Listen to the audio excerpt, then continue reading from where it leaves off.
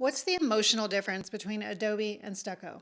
Last fall, during the Tucson Historic Preservation Foundation's annual Mid-Century Home Tour, and by the way, if you haven't done that, I highly recommend you do. It's pretty awesome. It takes place in November, and I'll put a link to it below.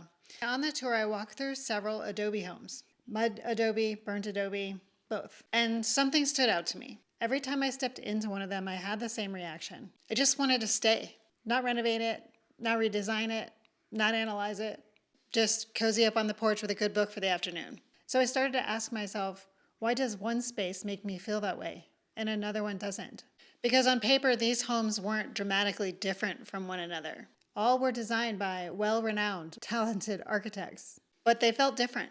I'm Robin Singer, realtor in Tucson, Arizona, and today I want to talk to you about something that doesn't usually show up in a listing description, but absolutely shows up in your nervous system. When you walk into a true Adobe home, there's a shift. The walls are thick, the light is softer, corners are often rounded, and sound doesn't bounce. It settles. It feels quieter, and not just acoustically, internally.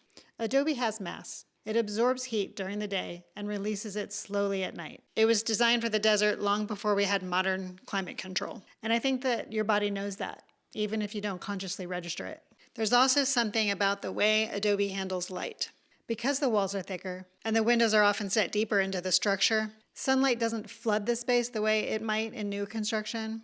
It filters. In the late afternoon, you'll see shadows curve along a rounded wall in a way that feels almost sculptural. It's subtle, but once you notice it, you can't unnotice it. And I think that's part of why I wanted to linger in those homes last fall. They didn't feel temporary. They felt grounded. Now compare that to stucco over frame construction. Stucco homes can be beautiful, bright, airy, clean-lined, often more contemporary, and often stunning. But they don't carry the same presence. And I don't mean heavy. I mean grounded. Adobe feels rooted. Stucco often feels built. Neither is better, but if you're moving to Tucson, or even if you've lived here for years, it's worth paying attention to how different homes make you feel. Not just the layout, not just the finishes, not just the price per square foot or the distance to the nearest Fry's, but the atmosphere. Because architecture isn't just aesthetic, it's emotional. And sometimes the homes that draw you in the strongest are the ones made of earth. I've walked through hundreds, maybe thousands of homes in Tucson.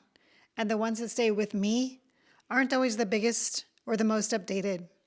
They're the ones that feel grounded. The ones that feel like they belong here and you belong in them. And when you find one of those, you know. If you're curious about Adobe homes, mud Adobe, burnt Adobe, or cement stabilized Adobe, and you want to experience the difference for yourself, reach out. There's nothing like standing inside one to understand it. And if you'd like to explore more of what makes Tucson feel like Tucson, make sure you subscribe. I'll see you next time on Buzz About Tucson.